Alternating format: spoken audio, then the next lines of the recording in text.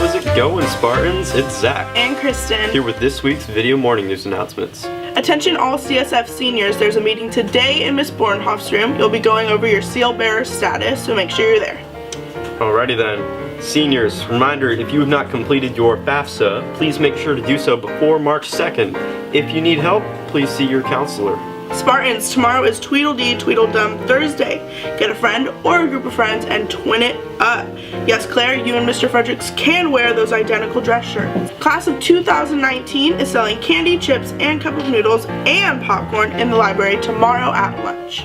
Alrighty then. Ladies, roll up your sleeves and learn what industrial technology can offer you in a 7-week hands-on workshop offered at Allen Hancock. That's absolutely free. Workshops are on Thursdays from 4 to 7 starting March 30th, but you must apply by the end of February. See Miss Williams for details and the application. That's super cool. Make sure you guys take advantage of that. CSF's shoemaking project is today and tomorrow after school in room 20. Come get your service project credit and remember to bring a plastic milk jug and scissors.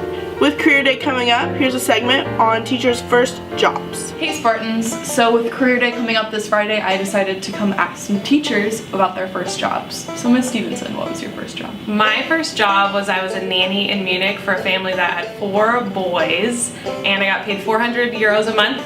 I was really poor, but it was awesome because I was traveling around Europe. Then after that, I decided to stay and teach English for 2 years. So my first job was at McDonald's.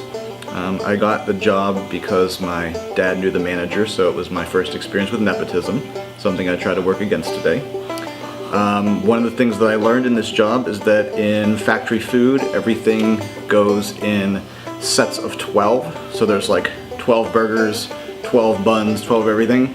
And if in the production line something gets messed up, so let's say someone were to, drop a burger or drop a bun on the floor, now you've got 12 of this one type of thing, but now you've got 11 of this, and it messes up the whole rotation and like screws up the whole line, and you don't want that. So you know what a fast food worker does?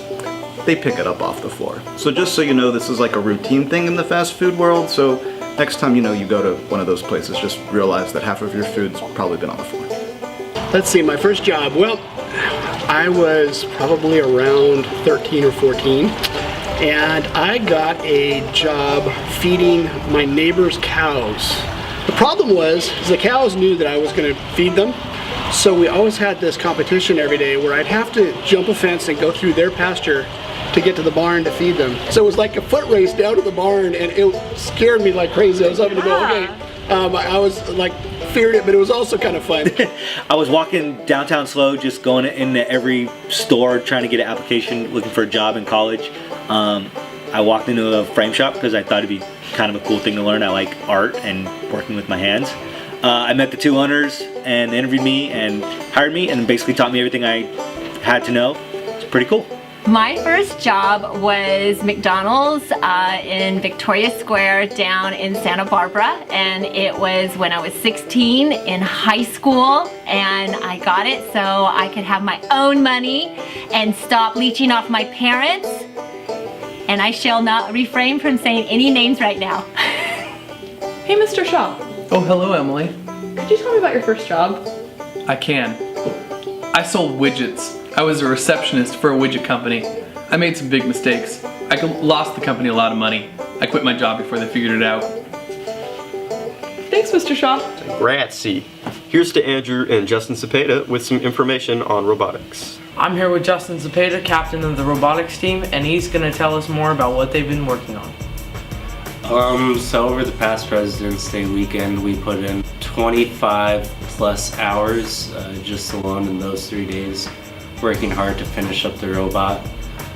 We have a pretty good robot as of right now. We're going to have a rally this Friday, and we're going to compete in Long Beach and Ventura, and hopefully go to World Championships in Houston, Texas. Well, I know we're all really excited to see it. Back to you, Kristen. Hey Spartans, we're your robotics team, and we're here to talk about our upcoming fundraiser. This upcoming Tuesday, February 28th, at Chipotle across from Target in Santa Maria, we will be holding a fundraiser from 4 to 8 p.m. Be sure to mention our robotics team in order for half the proceeds to go to our competition funds. We're holding this fundraiser in order to make sure we can send our team to Long Beach and Ventura. Hope to see you there. Thanks, Andrew. We're super excited to see that robot this Friday. Now, the moment we've all been waiting for. Here's a commercial from Mr. Bennett's business class. What's up, Orchid Academy? I'm Griffin. And I'm Matt. And I'm Gavin. We're here to teach you about recycling. Recycle. Recycling a single aluminum can can save enough energy to power a TV for 3 hours. Wow. Recycle. Somebody doesn't know how we do things around here.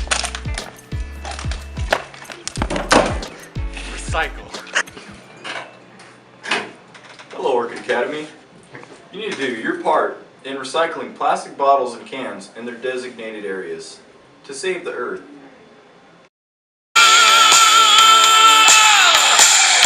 Thanks for that, guys. Alrighty then. For those of you that hate the cringe, I apologize, because it's friggin' word of the week time.